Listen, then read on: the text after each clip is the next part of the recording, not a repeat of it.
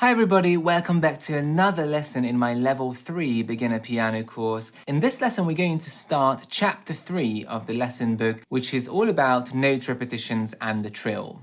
In this lesson we're going to learn specifically about note repetitions. So in piano playing we often have melodies or patterns where we have one note repeated many times. As you can see on the screen now, here is the F played 4 times, 1, 2, 3, 4. Whilst it might seem very easy to just repeat the same note many times, it could be surprisingly hard to play them fast and evenly when we use the wrong fingering. In example A, you can see the same 4 notes played with the same finger. And whilst there's nothing wrong with that, as you can see, first of all, it doesn't look very pleasing because we're like kind of bashing the keys with the same finger. Secondly, imagine playing 16, 20 bars of repeated notes just with one finger whilst the other 4 fingers do nothing.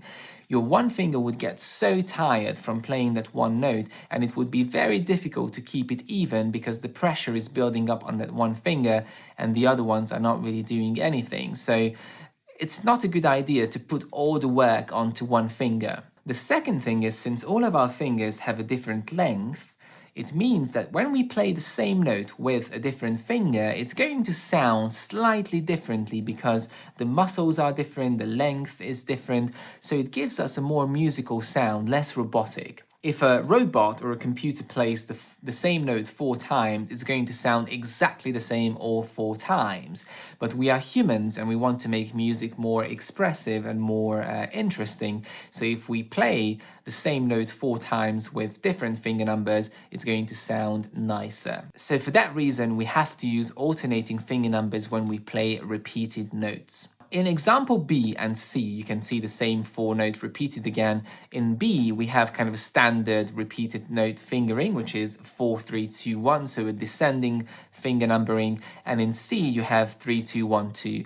Both are acceptable and both are perfectly fine. It's really up to you how you choose your repeated notes in the context of pieces. As long as you alternate your finger numbers on repeated notes, it's going to sound nicer and it's going to kind of evenly distribute the workload on your fingers. So let's try example B. 4, 3, 2, 1, 4, 3, 2, 1, 4, 3, 2, 1. It already feels better than doing that with finger 1.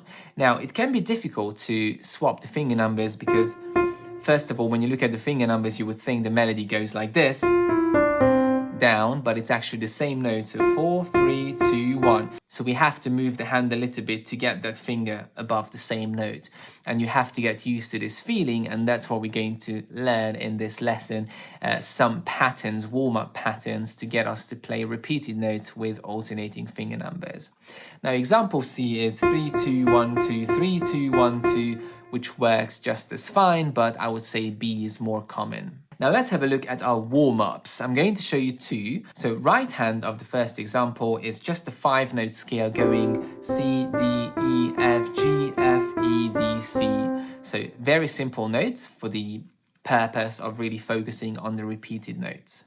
Each note is repeated 3 times, so it's a triplet in one beat, and every repetition has to be 3, 2, 1, 3, 2, 1, 3, 2, 1. Now let me show it to you first.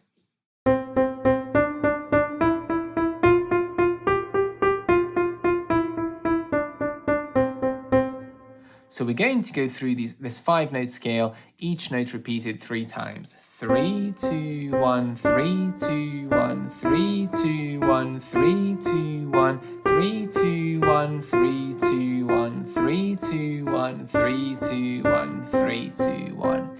Now the main thing to focus on is obviously to keep the hand rounded and play with the fingertips. And also the easiest way to do this is to really look out for finger 3. So the finger 3 has to be above the note that you're about to play, and then it's easier to put 2 and 1 on it. The biggest difficulty here is that you can slip off with finger 3, like this, so you don't get onto the D.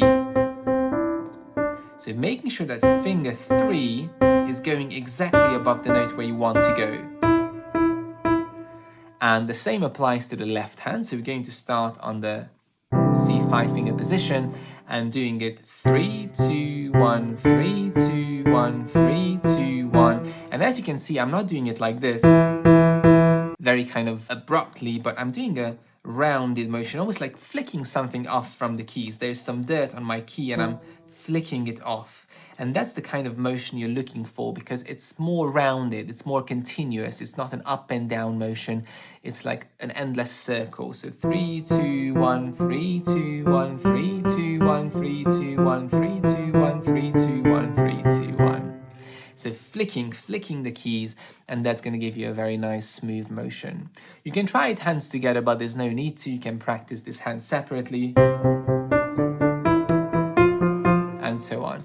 And start very slowly and challenge yourself every day for a week or two to see how fast you can go without losing the evenness. So don't go. So keep it very even. Even speed, even sound all the way through, and keeping the hand free of tension. The second exercise, as you can see on the screen now, is a little bit more difficult. We've got 4 repetitions of each note. It's the same 5 notes, C, D, E, F, G, and it's going to be 16th notes or semiquavers. And because we have 4 repetitions, we're going to use 4, 3, 2, 1. So 4, 3, 2, 1, 4, 3, 2, 1, 4, 3, 2, 1, 4, 3, 2, 1, 4, 3, 2, 1. Again, start very slowly and gradually build your speed, and keep doing this flicking motion so you can keep the hand very relaxed and free. Left hand, 4, 3, 2, 1, 4, 3, 2, 1, 4, 3, 2, 1, 4, 3, 2, 1, 4, 3, 2, 1, 4, 3, 2, 1, 4, 3, 2, 1. You could also try the other pattern that I showed you, the 3, 2, 1, 2, 3, 2, 1, 2, 3, 2, 1, 2, 3, 2, 1, 2, 3, 2, 1, 2. As long as you alternate and get into the feeling of evenness all the way through, it's going to work. And if you do this warm-up every day for a few weeks, a couple of weeks, and each day you challenge yourself to go a little bit faster, it's going to really prepare you for the pieces that are about to come in level 3 in this chapter. A lot of challenging pieces with lots of repeated notes, and this is the perfect warm-up to understand and practice this difficult technical challenge in piano playing.